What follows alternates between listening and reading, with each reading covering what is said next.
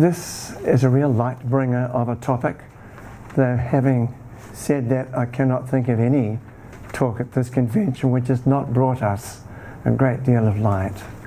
But it is a favourite one of mine, and I hope to share a bit of that enthusiasm and its deep roots in theosophical thought and being. So the lighted way to global consciousness has a higher meaning and perhaps a lower one as well. The higher one would be, yes, it's all glorious and wonderful, and one day we'll get there, you know, that's all a bit like the fool on the tarot card who's gazing with great happiness and exuberation, oh, that's the wrong word, while putting his foot over the edge of a cliff. But the little dog, out of all unstoppable love, is happily trotting along. No, not quite like that. What I want to do is to take a path which will dip for a time into a little bit of our darker nature, which very happily has been introduced here already, and from there to climb up as well, almost like a slingshot. We'll dip down a bit because we've already heard that these areas of what holds us back, what obscures our spiritual light, must be faced and indeed dealt with or healed or transformed. As an equal part of our spiritual path, it has a higher and a lower aspect.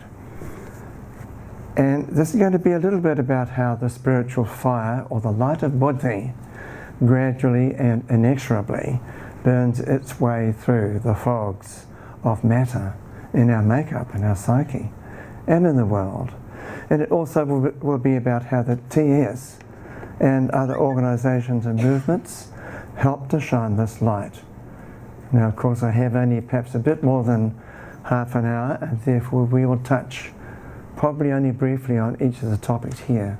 But think of it perhaps as a chest of jewels, and I'm going to pull 3 or 4 out with you this afternoon, and you can enjoy the glint, whether it's a gold or a ruby red or a green or a blue, with the brilliant sun shining off it, that most resonates with you.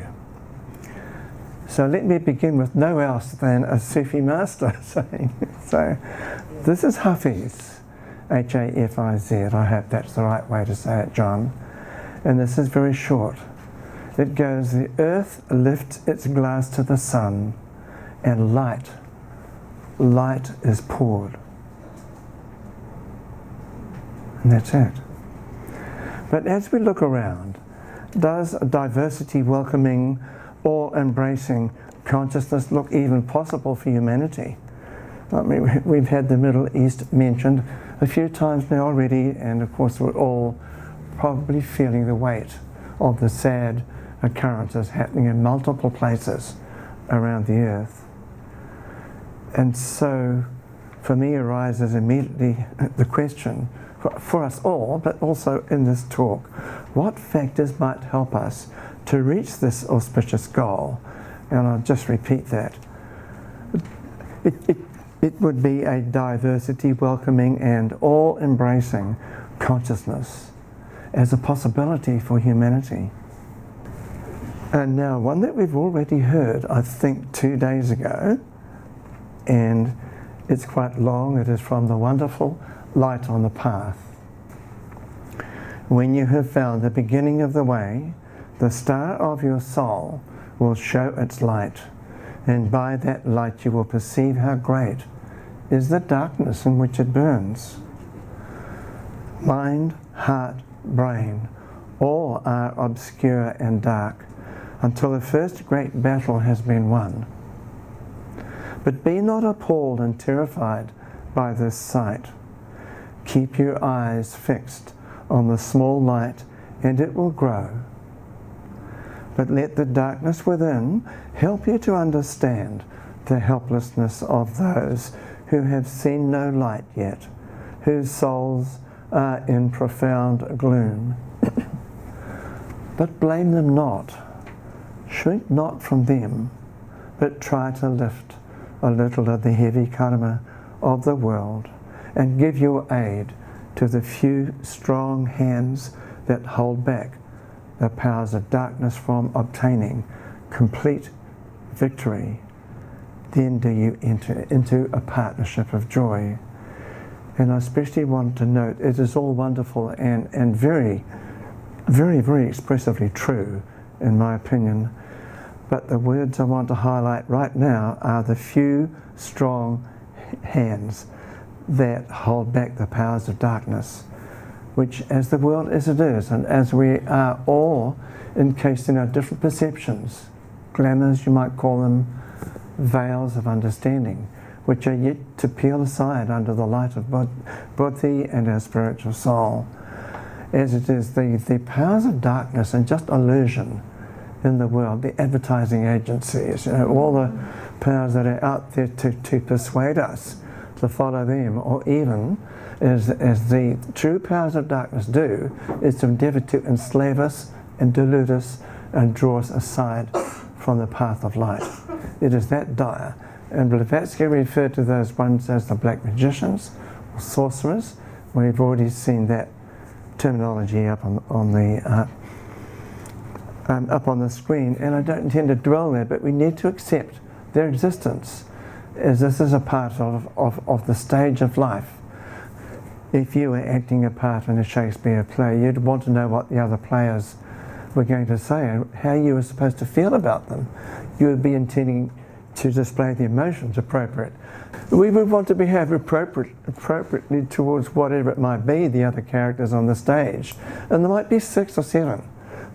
A princess, a beautiful being wafting towards us, maybe a king or a villain, with a sword flashing it around, or indeed an evil wizard over there.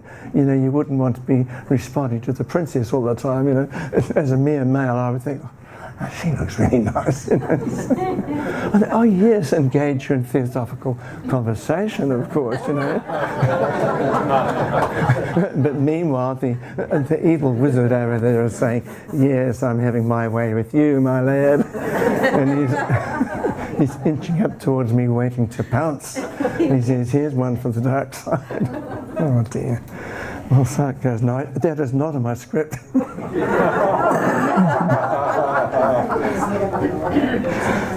Nothing wrong with a bit of fun. I actually think that fun is definitely a spiritual quality, as long as it's kind. The unkind fun is not at all a spiritual thing. But first, just before we move on, a little bit on the nature of this darkness. I've been looking at this a lot in recent years, and I've been learning that trauma, we talk a lot about the ego with the small e in theosophy, and often we read books that say we must be compassionate, but you don't always get how to be compassionate. Or sometimes maybe meditate or pray, whatever, which is great. That's really important. But there's some other work, as I said just a while ago. There's a parallel aspect to the path we must face and tread, and that is our dark side. And there's nothing wrong with having a dark side, and we have beautiful examples of the attitudes to hold towards ourselves as a life being, an actual life form in this universe, to be kind to our actual manifested selves in this world, because it is where we're up to in the emergence of our work of creation, discovery, and coming home in our lives on this planet, in company, all together. So, the ego, yes, well, how do you deal with the ego? There's been a tendency, I thought, in spiritual organisations over the years to say, oh, that's dirty, it's messy, we'll push it down. I won't face the fact that I might have an ego. We will focus on the light. And the New Age, I'm all familiar. I know, that's right. The New Age language, the language that's emerged in the last, especially about 20 or 30 years, has been very inclined to be a bit like the Fool on the tarot card. Let's all be love and light. Well, that was really great. Nothing wrong with love and light, but it tended to be a bit like the Fool. And I'm not realising, that, well, there are problems at his feet, or her feet, that's right. So, what I've been learning now is about this ego, which has been a rather pushed aside reality of our makeup, is that it is sourced and fed enormously by the amount of childhood trauma, especially early childhood trauma that we've had. And you might think, well, a strong soul coming into a theosophical life might say, oh yeah, I know all about you, that's right, and just put it underfoot. It is not that easy, because that ego with a small e is embedded in the lower central parts of our brain and has a dominating role on the way we express ourselves in this life, a very powerful role. And it's almost like a part of the lens, like the old projector lenses, one there. If that lens has got smudges and cracks and a bit of ink on it, and perhaps even, a snail crawling across it, it's not going to create a very clear picture on the lens, no matter how pure the light. And the metaphor I'm making here is that for all our high spiritual intent, that the existence of very deep, heavy, dark clouds of childhood trauma from the worst of abuse of different kinds, often multiple forms, physical, mental, sexual, and others. It imposes an enormous barrier to the manifestation of that soul's purpose in this lifetime. And I know many a light worker, many a healer, a beautiful soul, who did have exactly such a dark childhood and managed to work their way through it. I've met 2 cases of outcomes of those brutalised lives. The great outcomes are when the soul has had the strength and managed to remember their soul purpose during that dark early time of their lives. And I've met a lot of them by now, because I've been involved also in energetic healing arts, and a lot of them tend to gravitate to that, because a part of their soul purpose has been to be healers and helpers, servers of other people. And but not all work out that way, because so dense are those experiences and the wiring of their brain, and the way it messes up all sorts of other things as well, like the existence of intense early childhood trauma, actually messes up other parts too, like the higher functionings of the brain. And therefore it's not that easy for the incoming soul to say, right, we'll sort this out. Despite the power of that soul, it may yet be too hard. And those are the ones who may take their own lives, or spend their lives thinking that they're utterly worthless. And the ones who made it have dealt with that and have climbed out through that deep, dark pit with the demons in it and the slimy whatever down the depths there, and worked their way up. Compassion for those on both those paths, and that is especially wanted to share at this point, because it's very, very relevant to the lighted way. I did tell you at the beginning we're going to take a bit of a look at the lower aspects, the darker aspects, and from them to spring back upwards. Because I want to go on to how though our choices for good or bad, for ego or otherwise, because always somehow we have a choice. A person who is walking along a street, and I've mentioned this kind of image before, a person who sees at a great distance a person waving their arms and yelling and shouting like this may think, from the stored images in their own mind, might think, oh, something wrong, can I help? But they may also, if they've got not such a favourable storage of concepts in their mind and brain and upbringing, think, oh, this person wants to attack me, and they might want to run. But what I'm just getting at here is that there's a choice, perhaps an unconscious one, that this person, this witness here of that situation, made a higher choice or perhaps a lower choice. And in our lives, I'm learning that our karma is generated by our choices, conscious or not, in almost every moment. But they accumulate. And our darker choices, especially in past lives, because after all, this is our best life, well, Okay, who were we 10 lives ago or 25 lives ago? You know, it might have been a pretty messy stage we're going through, which is what the soul came here to do. You know, but if this is halfway through our spiritual path, well, okay, there's great stuff ahead. But there's also probably a lot of dark stuff behind. And all I'm saying about this is that there is a dweller in our books. It speaks of the dweller on the threshold. And I like to think we can encounter bits of that dweller in small doses in this lifetime just by loving and accepting ourselves with warts and problems altogether, because this really is what we're here to help to transform. And as we do it for ourselves, I think a lot of us know the sayings in the Theosophical classic books that if we help to heal ourselves and purify our own nature, it helps by the sharing of the psychic field and the mutual osmosis that we have in terms of subtler energies. Attune to ourselves, purify our own psyche, which is won by those experiences of the past. Clear our own and transform them. We've made a beautiful contribution towards the net nature of the energy system of the earth. And this is poised right almost to take us into the wonderful possibility for earth of global consciousness.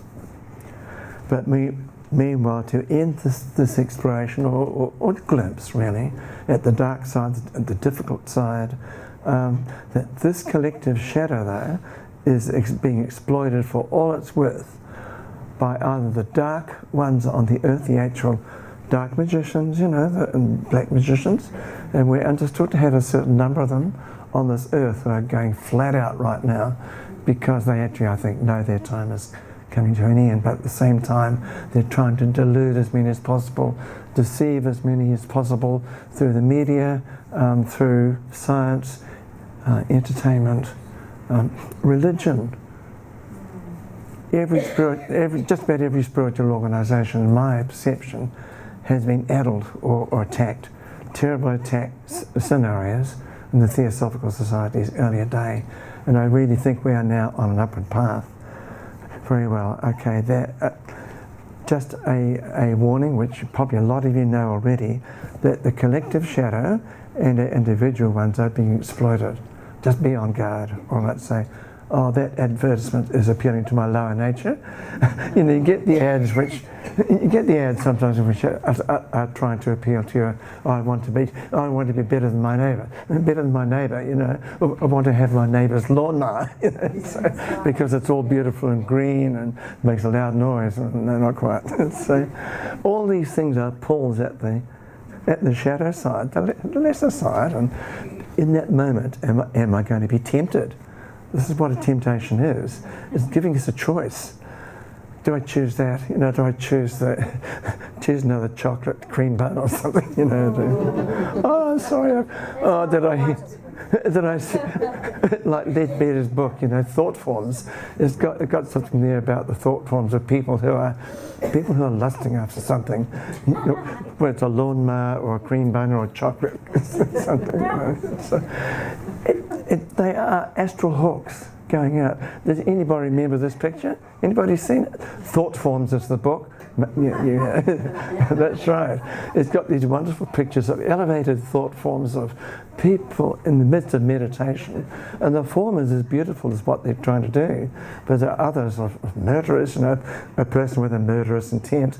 It looks pretty horrible, like red flashing lightning and black clouds and intermediate things. And it's a great book to look through because it will help to bring to you, oh right, is that how I look when I'm feeling that, you know? All right. To a very substantial extent, a child who's brought up in a home that has lots of smoking is being exposed to nicotine day by day, night by night. And that tends to, I'm not saying it inexorably does, but it tends to deprive them of the choice not to smoke, because it affects the hard wiring of their brain in terms of the addiction pathways, you know, the actual neurology of addiction.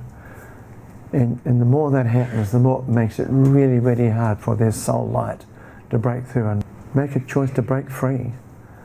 because the power of the nicotine and also the alcoholic and now the drug addictions are immense. And many souls are not, just by the balance of energies in their whole makeup, able in this lifetime to break out and break those bonds. But that is not a waste of life. It is a life from which the experience has been one very much of the addiction. And I firmly believe that when they're planning perhaps a soul experience in the next life or two, that it will very definitely involve a higher choice, or maybe the way these things work, the possibility of a higher choice. Those lives are never lost. It's always a valuable experience in the overall learning of the soul and the building up its beautiful body of wisdom, you know, from all the lives. Yes, the choice word is thrown around a lot, and people can be very cruel. In fact, I was in just an online discussion this last week in which there was a particular character there who was virtually bragging. You know, you feel the energies he was exuding. I was saying, you know, what are you talking about there? You know, I conquered smoking. And I thought, yeah, buddy, it just shows that you really have little idea of what that really, really means.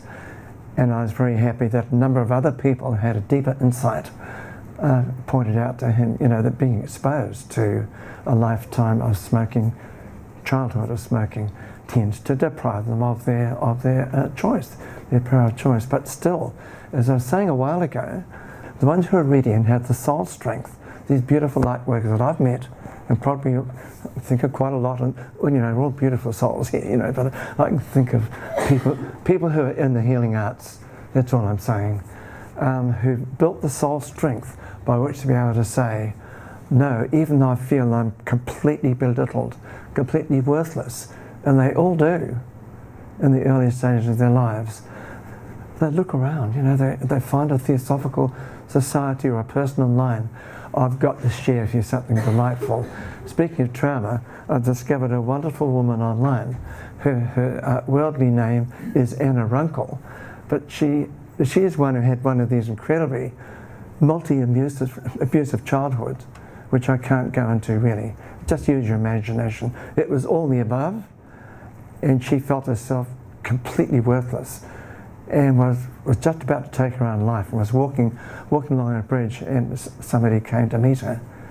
This other person was also a recovering addict, a recovering alcoholic, and told her one or two things that might help her.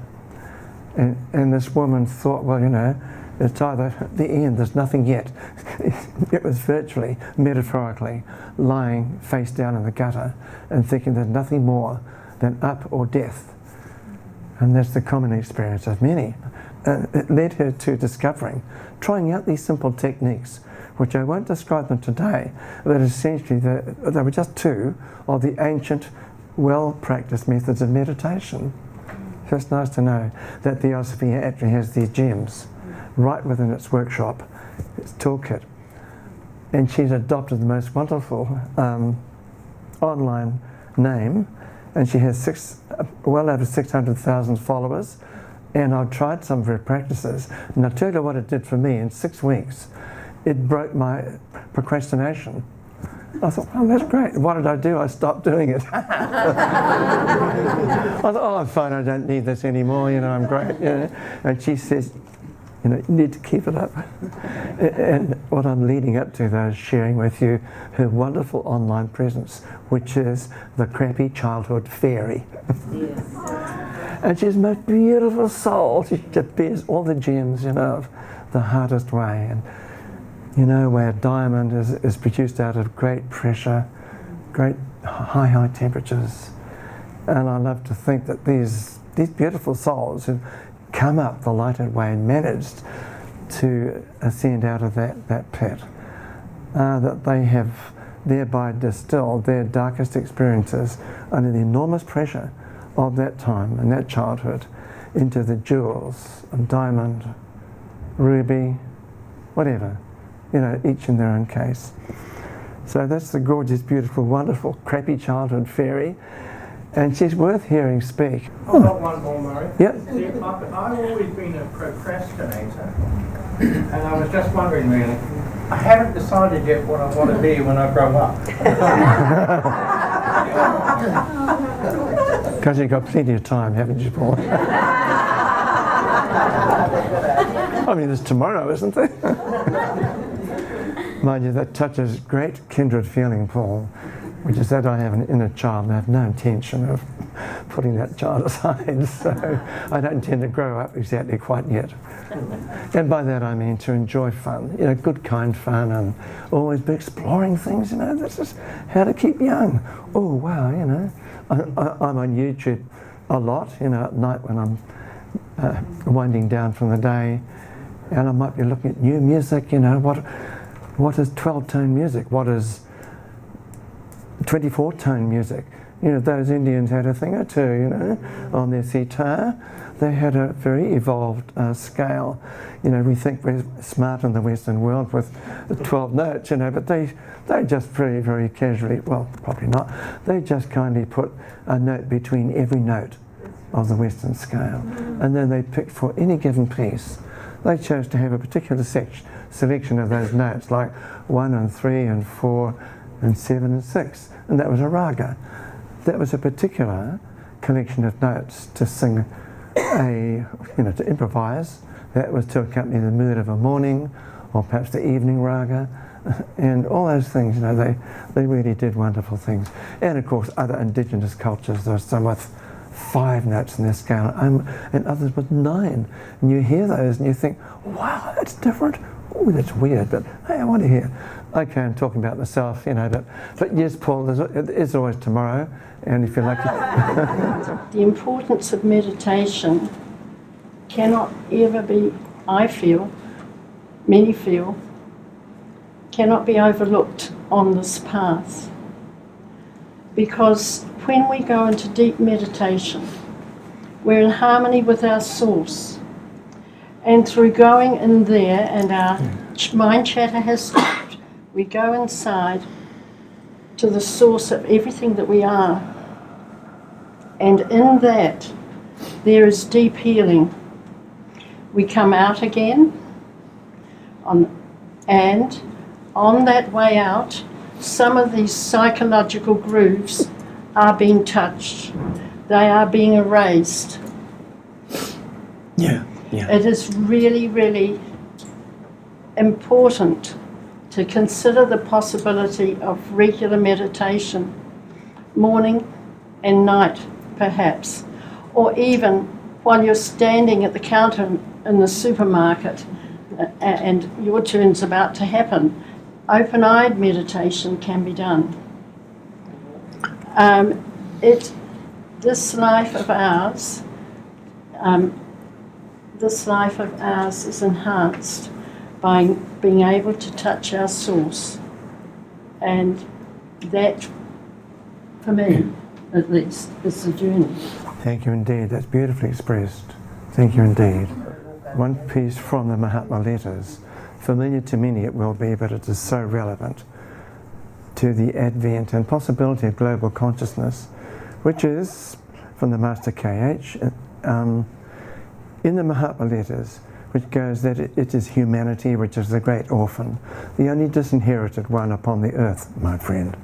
And it is the duty of every person who is capable of an unselfish impulse to do something, however little, for its welfare.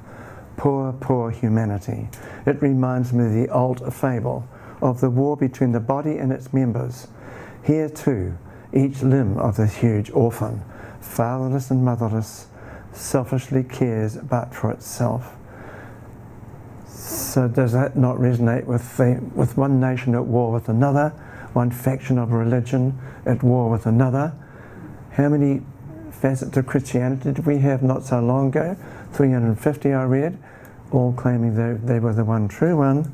That's the picture there. That this orphan, now that orphan, I've got to say, this is my perception, at least, and I hope it's elsewhere, which is that the orphan is an orphan only in its own perception.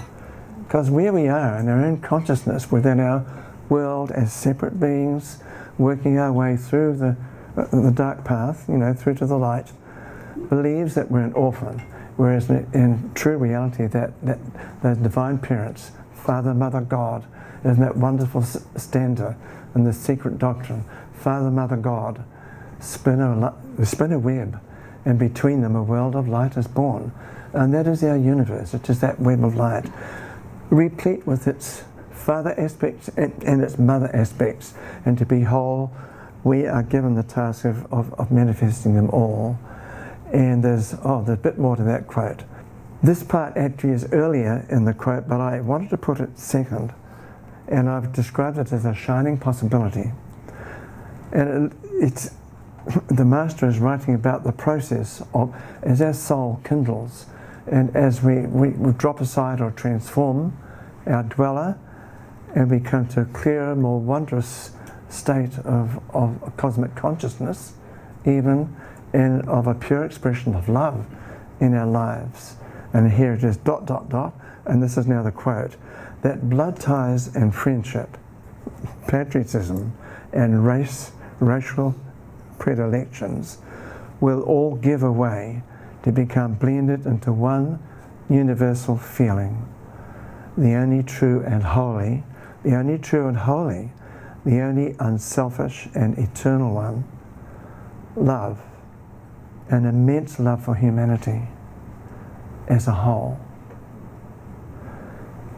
Now, impossible perhaps as that might seem, unreachable as that might seem to us all, in our humble selves,